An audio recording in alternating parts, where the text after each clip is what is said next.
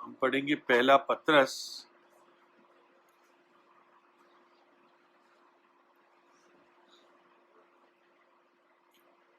उसका 4 अध्याय 12 और 13।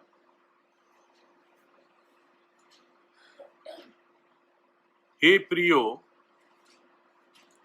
जो दुख रूपी अग्नि तुम्हें हे प्रियो, जो दुख रूपी अग्नि तुम्हारे परखने के लिए तुम में भड़की है,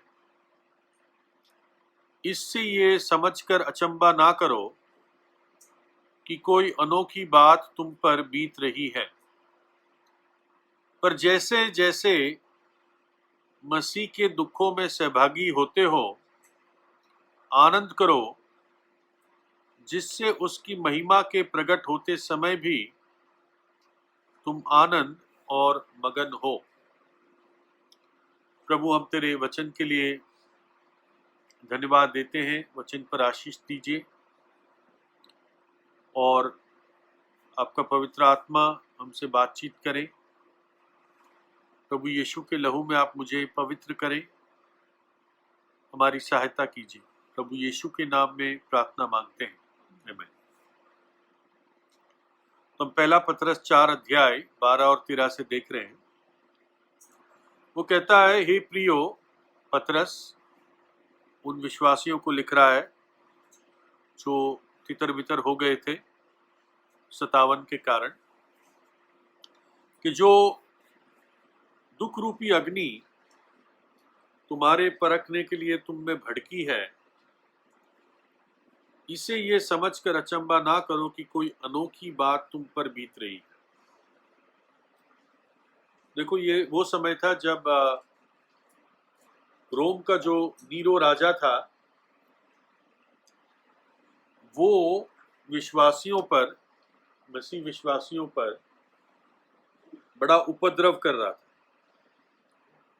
बड़ा परसिक्यूशन वो कर रहा था। और ये समय था 70 ईस्वी से लेके 170 ईस्वी का, और काफी परसिक्यूशन इस समय कलीसिया पर आया। ये वही पीरियड था जब प्रभु स्मरना की कलीसिया को भी कहता है कि तू प्राण देने तक विश्वास योग्य रहे और मैं तुझे एक जीवन का मुकुट दूंगा।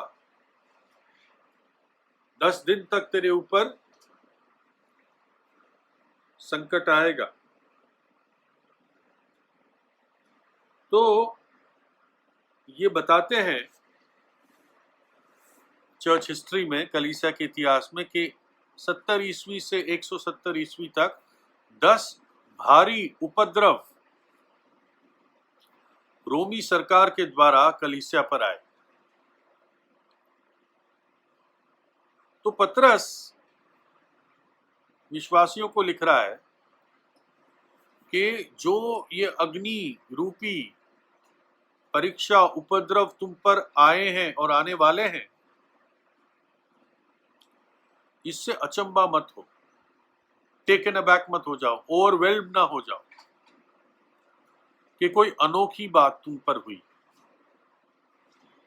ऐसा नहीं है कि सिर्फ तुम पर ये बात आई है, और विश्वासियों पर भी ये बात आई है और आती है।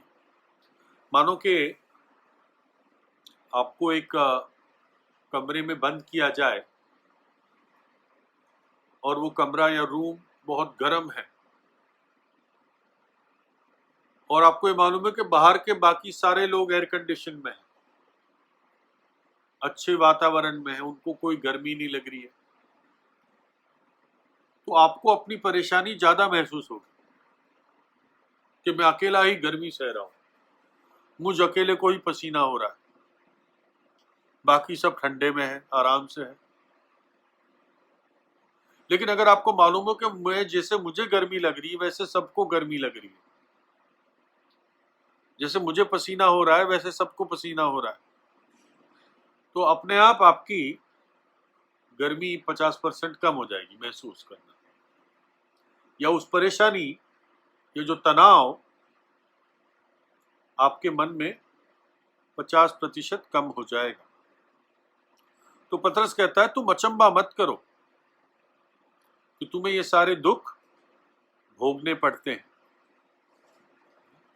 पहली बात, ये तो तुम्हारे स्वामी के दुखों का सहभागी होना है,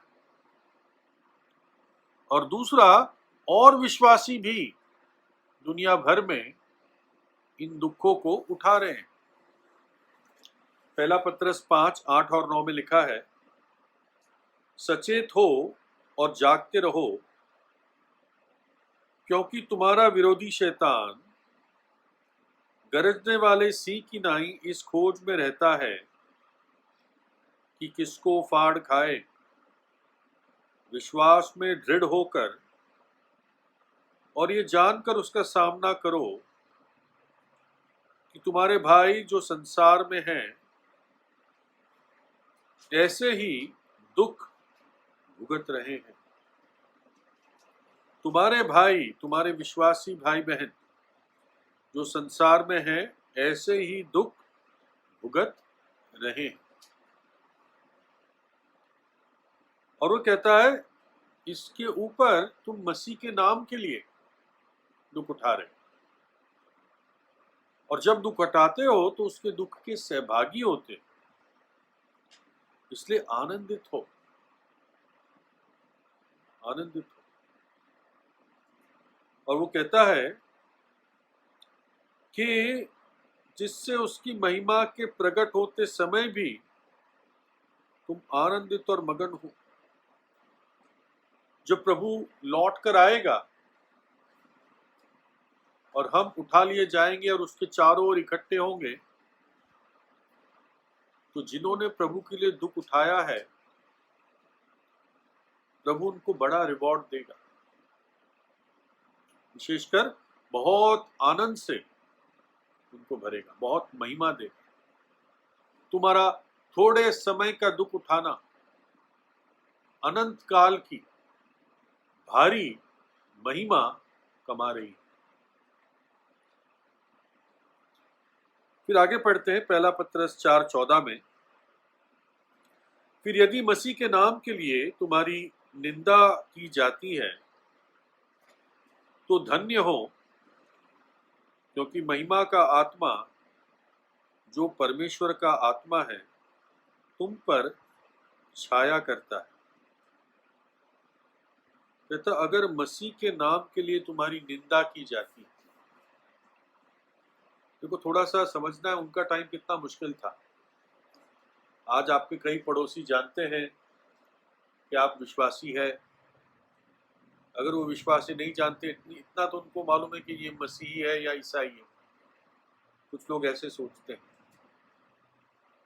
जबकि ईसा शब्द बाइबल में है भी नहीं, ईसाई शब्द बाइबल में है भी नहीं। तो लेकिन उस समय ये जब किसी को पता चलता था ये मसीही है तो बहुत बड़ी कीमत चुकानी पड़ती थी। आप इस बात को समझो कि प्रभु यीशु मसीह जाना गया था कि वो भलाई करता है, जहां जाता है भलाई करता है, लोगों को प्रेम, परमेश्वर का प्रेम दिखाता है, आंसू पोंछता है, पापियों को क्षमा करता है, बीमारों को, कोढ़ियों को, अंधों को, दुष्ट आत्मा से पीड़ित लोगों को चंगा करके ठीक करता है, 100% ठीक करता है।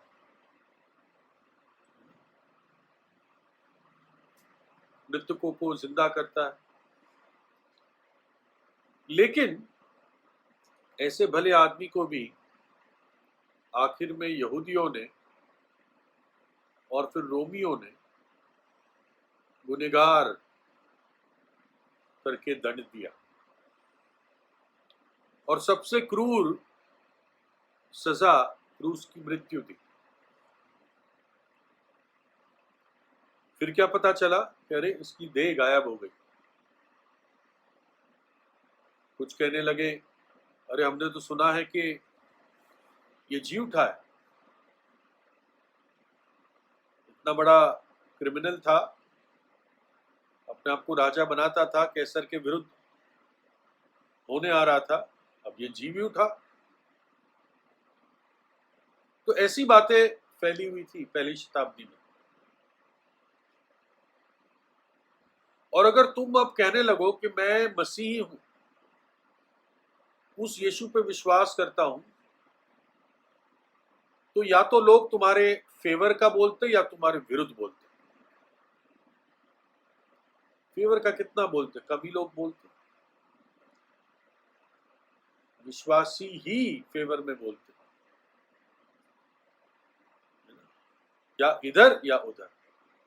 इसलिए पतरस कहता है अगर मसीह के नाम के खातिर तुम्हारी निंदा होती है तो खुश हो,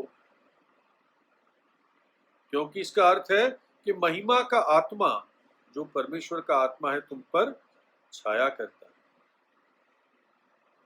उनकी दृष्टि में तो प्रभु की बुराई हो रही है, लेकिन तुम्हारे भाग में परमेश्वर की महिमा हो रही है। On your part he is glorified. आपको मालूम है पुराने नियम में तंबू के ऊपर महिमा का प्रकाश, शिकायना ग्लोरी, वास करता था। उसका अर्थ क्या था कि परमेश्वर इजरायलियों के बीच में है। तो वैसे ही जब प्रभु के लिए निंदा उठाते हो, प्रभु के लिए दुख उठाते हो, उसका अर्थ यह है कि महिमा का आत्मा तुम पर वास करता है, प्रभु की उपस्थिति तुम्हारे साथ है। जब पानी से और आग से गुजरोगे तो प्रभु कहता है मैं तुम्हारे संग हूं। डैनियल के 3 दोस्तों को जब धधकते हुए अग्नि में भट्टे में फेंक दिया गया तो परमेश्वर का पुत्र उनके साथ था, और उनके बाल भी ना जले, कपड़े भी ना जले, आग की बू भी नहीं आई, और वो बाहर सुरक्षित थे। आग में गए, उस भट्टी में गए, प्रभु उनके साथ था और उनको बाहर निकाला। तो यहां तो वो कहता है अगर मसीह के नाम से तुम्हारी बुराई होती है तो चिंता मत करो, खुश हो जाओ। लेकिन पहला पतरस 4:15 और 16 में देखो वो क्या चेतावनी देता है। तुम में से कोई व्यक्ति हत्यारा या चोर या कुकर्मी होने या पराये काम में हाथ डालने के कारण दुख ना पाए। यदि मसीह होने के कारण दुख पाए तो लज्जित ना हो, पर इस बात के लिए परमेश्वर की महिमा करे। ध्यान दो, कहता तुम में से, विश्वासियों को कह रहा है, तुम में से कोई व्यक्ति हत्यारा या चोर या कुकर्मी जाना ना जाए, इसके कारण दुख ना उठाए। भाई हत्यारे हो या चोरी करोगे या कुकर्म करोगे तो सजा मिलेगी, कानूनी, तुम्हारे देश की कानूनी सजा भी मिलेगी तुम्हें। तो इस बात के कारण ये ना कहो मैं मसीही हूं इसलिए दुख उठा रहा हूं ना, ये तो तुम्हारे पाप के कारण तुम दुख उठा रहे हो। चोरी की है, हत्या की है, कुकर्म किए हैं। लेकिन पतरस ये भी कहता है अगर मसीह होने के कारण तुम्हें दुख उठाना पड़ रहा है, मसीह हो इसलिए तुम पे किसी ने लांछन कर दी, तुम पे इल्जाम लगा दिया, हाँ?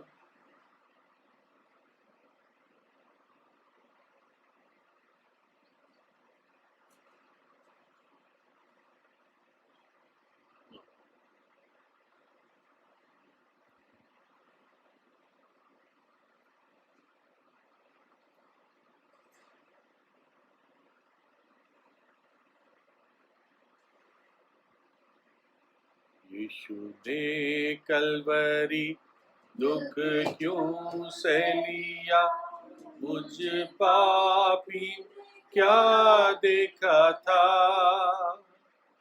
कोई खूबी नहीं, कोई खूबी नहीं, मुझमें कोई खूबी न थी। कोई खूबी नहीं, कोई खूबी नहीं, मुझमें कोई खूबी न थी। प्रेमियों ने तो छोड़ दिया था, कोई न मेरा तेरे सिवा। प्रेमियों ने तो छोड़ दिया था, मेरा तेरे सिवा। यीशु ने कलवरी दुख क्यों सह लिया, मुझ पापी क्या देखा था। कोई खूबी नहीं, कोई खूबी नहीं, मुझमें कोई खूबी न थी। कोई खूबी नहीं, कोई खूबी नहीं, मुझमें कोई खूबी न थी। कंटिन्यू करते हैं। तो पतरस कहता है कि अगर तुम मसीह होने के कारण दुख उठाते हो तो इस बात से मत लजाओ। इसमें तो तुम्हारे कारण परमेश्वर की महिमा हो। देखो, एक बात पॉइंट में बताना चाह रहा था, जब वो कहता है तुम में से कोई भी हत्यारा या चोर या कुकर्मी की तरह दुख ना उठाए, ये काम करके मसीह के नाम के पीछे ना छिपे। गलत करके मसीह के नाम के पीछे छिपना, इसमें जरूर लज्जा उठाना है। लेकिन मसीह होने के कारण अगर तुम्हें दुख उठाना पड़ता है तो इस बात में शर्माओ मत। परमेश्वर की महिमा हो।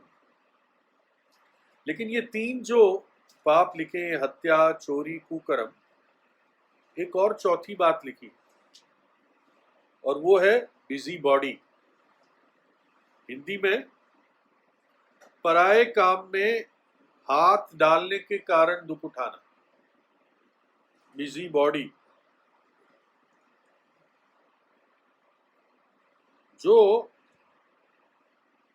दखल अंदाजी करता है व्यक्ति,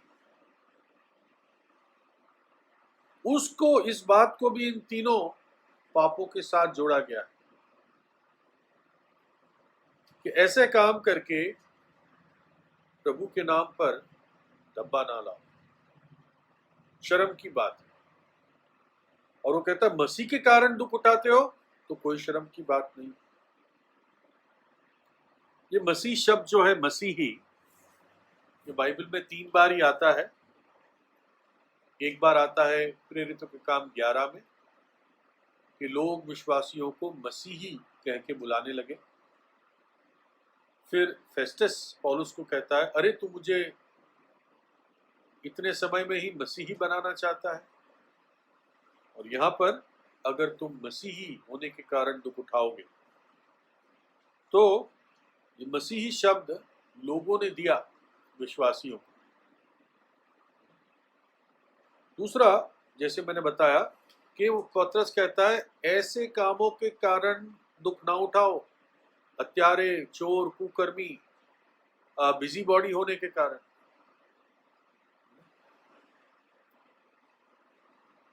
जैसे नीति वचन में लिखा है कि एक कुत्ता जैसे अपनी छांट को चाटता है वैसे ही एक मूर्ख अपनी मूर्खता को दोहराता है। एक कुत्ता जैसे अपनी उल्टी को ही चाटता है, एक मूर्ख बार बार उसकी मूर्खता को रिपीट करता है। देखो पहला यूहन्ना 3 अध्याय 6 से 9 में क्या लिखा है।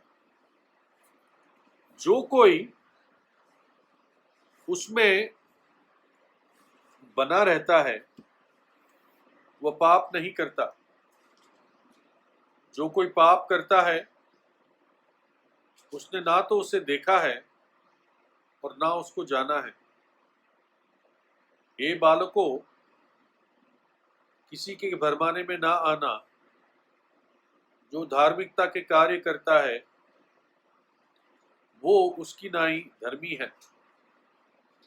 जो कोई पाप करता है वह शैतान की ओर से है, क्योंकि शैतान आरंभ ही से पाप करता आया है। परमेश्वर का पुत्र इसलिए प्रकट हुआ कि शैतान के कामों को नाश करे। जो कोई परमेश्वर से जन्मा है वह पाप नहीं करता, क्योंकि उसका बीज उसमें बना रहता है, और वह पाप कर ही नहीं सकता क्योंकि परमेश्वर से जन्मा है। इसमें साधारण शब्दों में जो पवित्र आत्मा से जन्मा है, जो परमेश्वर की ओर से जन्मा है, बाइबल कहती है वो पाप नहीं कर सकता। वो पाप प्रैक्टिस नहीं करता, वो योजना बनाकर पाप नहीं करता, क्योंकि परमेश्वर के आत्मा से जन्मा है।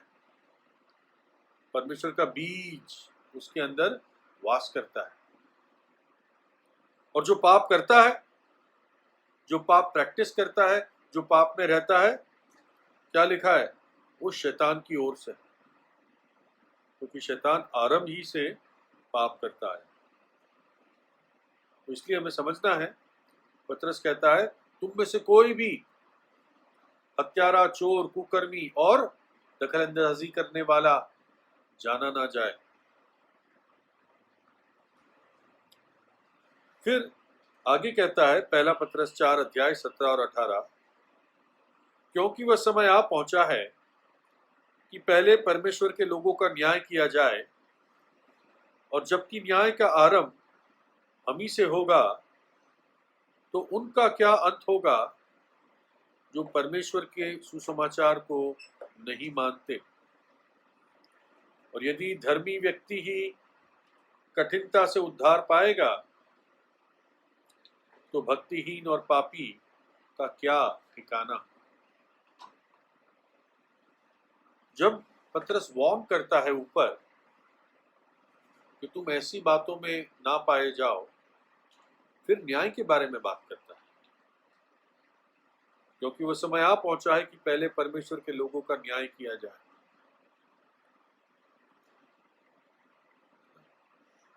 अगर प्रभु की बात को नहीं मानेंगे, मूर्ख की मूर्खता को दोबारा दोहराते रहेंगे, तो हमें याद रखना है परमेश्वर का न्याय जीवित है। उसके न्याय को इग्नोर नहीं कर सकते। और कहता हूं उसका न्याय पहले अपने घराने से शुरू होता है। पौलुस कोरिन्थियों की कलीसिया को कहता है, पहला कोरिन्थियों 11 में 29-30, क्योंकि जो खाते पीते समय प्रभु की देह को नहीं पहचानते, वह इस खाने और पीने से अपने ऊपर दंड लाता है। इस कारण तुम में से बहुत से निर्बल और रोगी और बहुत से सो भी गए।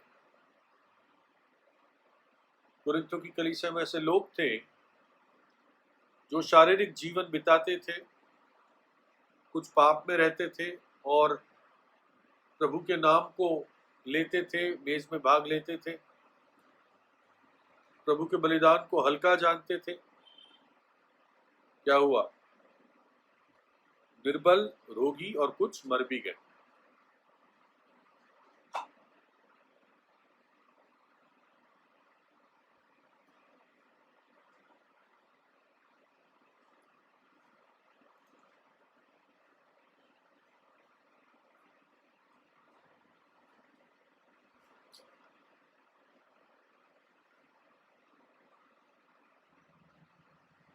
फिर हम पढ़ते हैं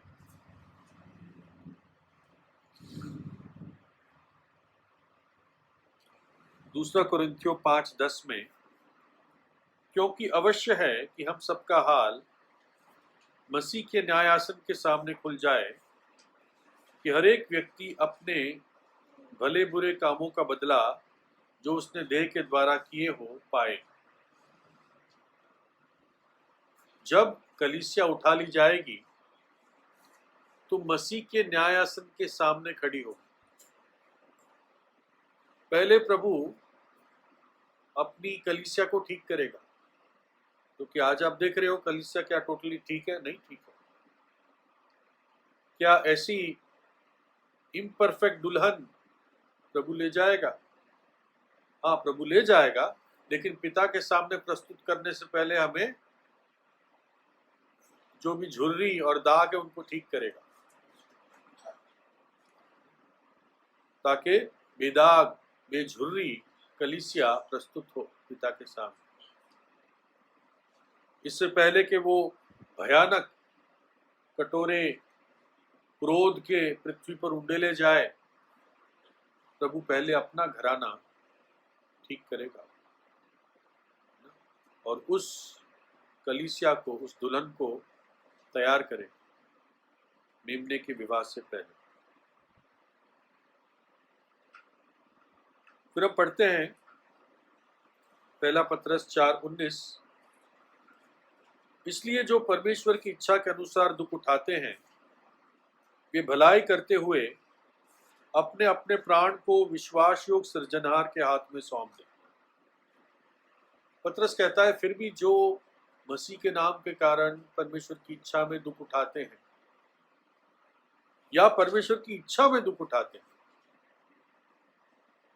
वो क्या करे? वो भलाई करते रहे और अपने अपने प्राण को विश्वास योग सृजनहार के हाथ में सौंप दे। आप अपने प्राण को विश्वास योग सृजनहार के हाथ में सौंप दे।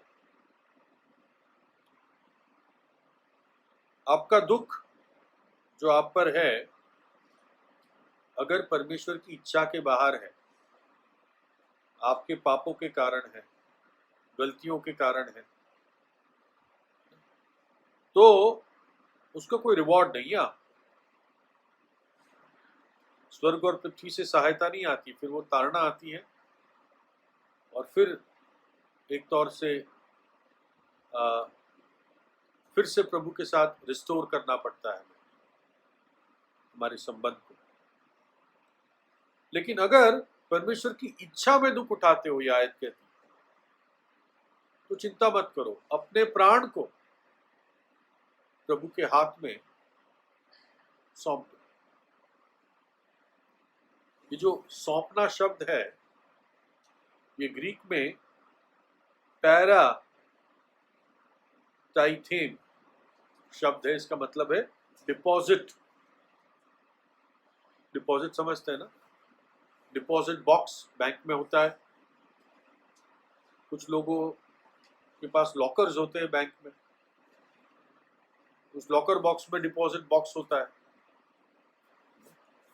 तो मैं तो शायद 1-2 बार ही गया हूँ मेरी मदर के डिपॉजिट बॉक्स में, तो लॉकर सा होता है, पता नहीं उसके अंदर बॉक्स होता है या क्या होता है, लेकिन उस बैंक में तो देना बैंक में तो एक लॉकर सा होता था और उसमें फिर रखते थे एक चाबी कस्टमर के पास होती थी, एक चाबी बैंक मैनेजर के पास होती थी। तो जो कस्टमर होता था, बैंक अकाउंट होल्डर, वो अगर उसने खरीदा है, वो अपने कीमती सामान को उस डिपॉजिट बॉक्स में रखते थे, लॉकर में रखते थे। अपने कागज, मकान के कागज, जमीन के कागज, कुछ सोने का सिक्का, जो भी महंगी चीज जो उनको लगता है घर में चोरी हो जाएगी, वो उसमें जाके रखते थे। क्यों? वो सोचते थे बैंक में सुरक्षित रहेगा। बैंक में सुरक्षित क्यों रहेगा? क्योंकि वो सिक्योरिटी होती है, गार्ड होते हैं, लोहे के दरवाजे होते हैं। तो ग्राहक सोचता है, काफी हद तक सही भी है, कि वहाँ पर कोई डकैती करे तो घर में डकैती करने से ज़्यादा मुश्किल है, तो इसलिए वो कमिट कर देते हैं, सौंप देते हैं बैंक को। तो पतरस कहता है तुम पहली बात तो जो तुम्हें दुख आते हैं उनको उससे अनोखा मत समझो, उसको उससे अचंभित मत हो जाओ।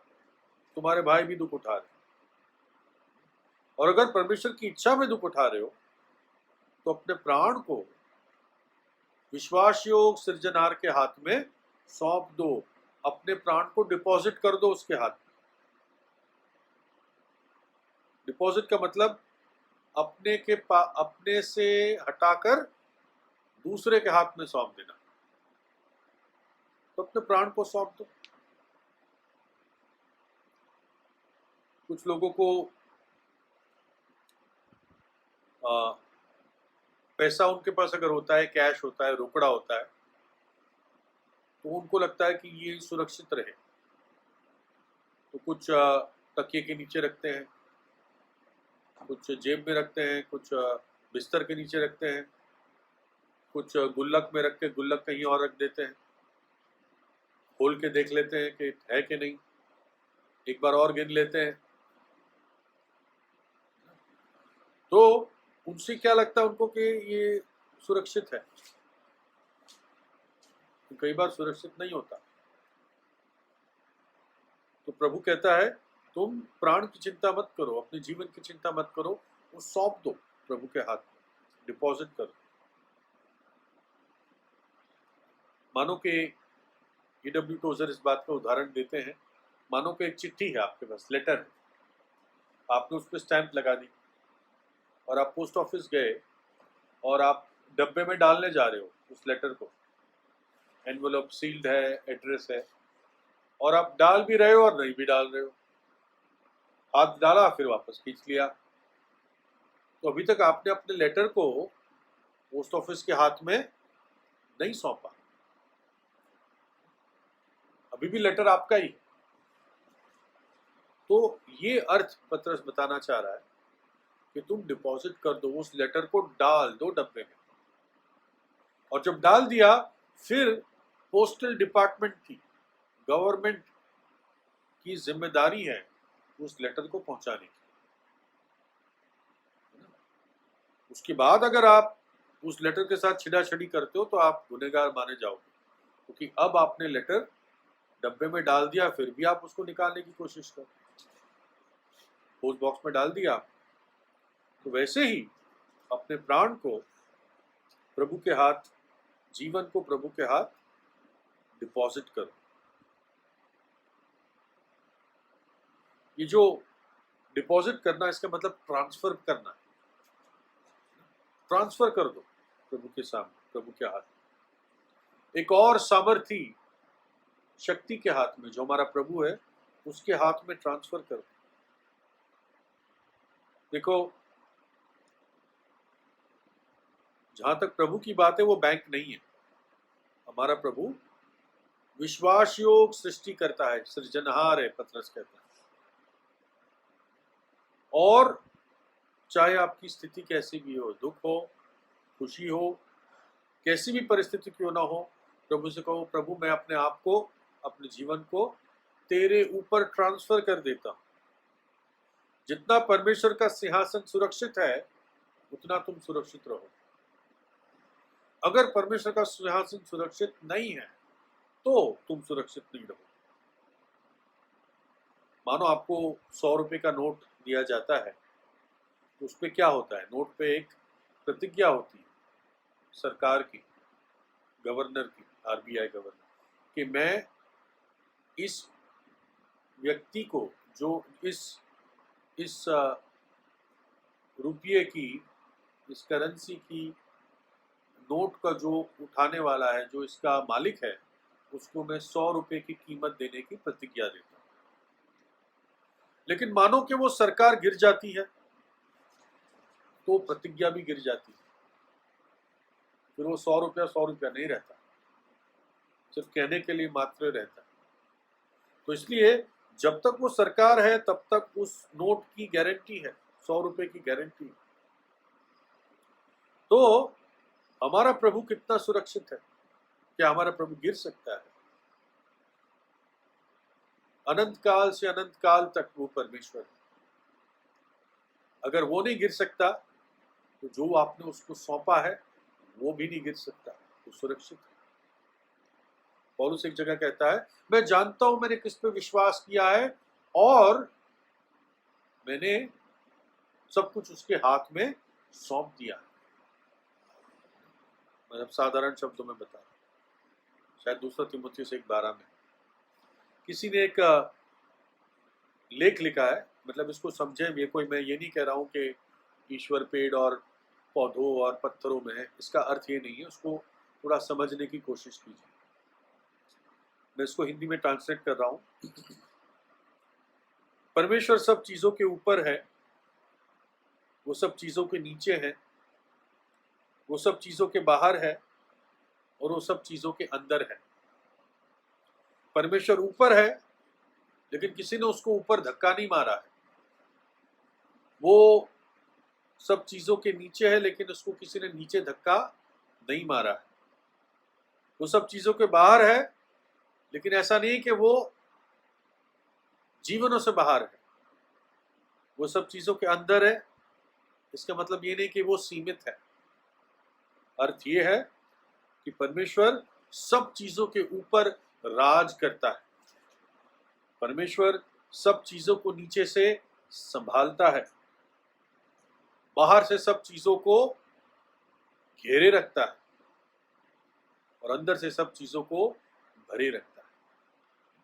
तो जो हम उसके हाथ में सौंपते हैं वो डिपॉजिट सुरक्षित है। लास्ट थॉट, पहला पत्रस 5 अध्याय और 7 आयत,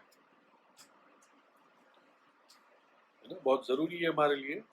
और अपनी सारी चिंता उसी पर डाल दो क्योंकि उसको तुम्हारा ध्यान है।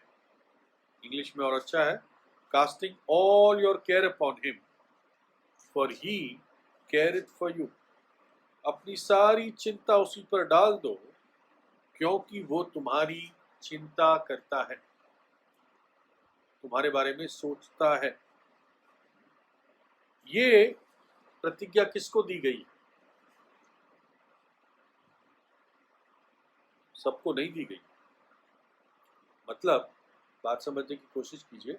एक आयत ऊपर चले, पहला पत्रस 5:6, इसलिए परमेश्वर के बलवंत हाथ के नीचे दीनता से रहो जिससे वे तुम्हें उचित समय पर बढ़ाए। जो परमेश्वर के सामर्थी हाथ के नीचे अपने आप को दीनता से लाते हैं, रखते हैं, जीते हैं, उनके लिए अगली आयत पूरी होती है। सारी चिंता उसी पर डाल दो क्योंकि वो तुम्हारी चिंता करता है। जो अनाज्ञाकारी है उनके लिए ये प्रतिज्ञा नहीं है। मानो आपको एक लेटर आता है, आप लेटर खोलते हो और उसमें एक चिट्ठी है बैंक की और उसमें लिखा है कि आपको 1 करोड़ रुपया मिरास में मिला है। आप खुश हो जाओगे, 1 करोड़ रुपया मिल गया, है ना? आपकी तो खुशी के कोई सीमा नहीं होगी, कूदने लगोगे। लेकिन फिर आप देखते हो, अरे ये मेरे नाम नहीं है, ये तो अगली गली में उसी मकान का ऐसा ही नंबर है, उस व्यक्ति का है, गलती से पोस्टमैन डाल गया। तो क्या आप ले पाओगे उस 1 करोड़ रुपए को? आप चिट्ठी लेकर भी जाओगे बैंक को कि आपने मुझे बुलाया, वो कहेगा नहीं आप नहीं है, वो गलती हो गई है पोस्टमैन की, हमने तो सही जगह लेटर पोस्ट किया था। तो वैसे ही प्रभु की प्रतिज्ञा, जीवन अनाज्ञाकारी है और प्रतिज्ञा अच्छी अच्छी मांग रहे हैं, तो ऐसा नहीं होना चाहिए। जो अपने आप को दीन करता है, प्रभु के सामर्थी हाथ के नीचे है, पश्चातापी मन है, विश्वास से जीता है, आज्ञाकारी है, नया जीवन पाया है, उसको प्रभु कहता है अपनी चिंता मुझ पे डाल दे, मैं तेरा ध्यान रखूंगा। पिता की प्रतिज्ञाएं पिता के बच्चों को है, इसलिए प्रभु ने यहूदियों को कहा, अरे तुम अगर इब्राहिम की संतान होते तो इब्राहिम जैसे काम करते, तुम लोग तो यूहन्ना 8:44 में शैतान की संतान हो, शैतान तुम्हारा पिता है। और वो पहले से झूठ बोलता है, वो झूठा है वरुण झूठ का पिता।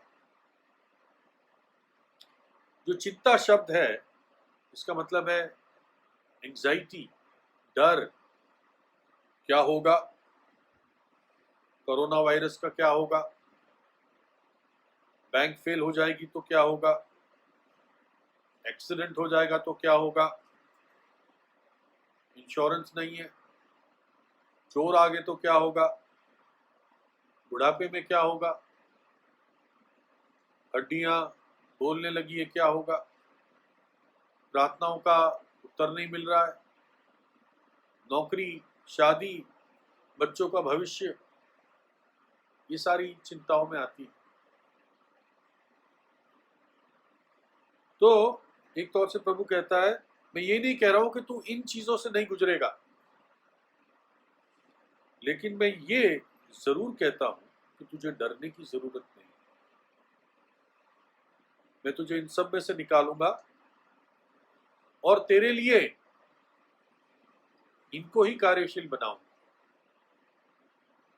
माध्यम बनाऊंगा, और जो तुझे लगता है बुराई है तेरे लिए भलाई हो जाएगी। मैं तेरे आगे चलूंगा और कोई भी ऐसी चीज तुझ पर आने ना पाएगी जो तेरे लिए भली नहीं है, और तभी आएगी जब तेरा वो समय नियुक्त।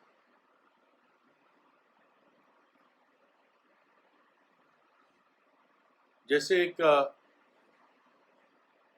डॉक्टर पेशेंट का ध्यान रखता है या नर्स अपने पेशेंट को अटेंड करती है, प्रभु हमारा ध्यान रखे।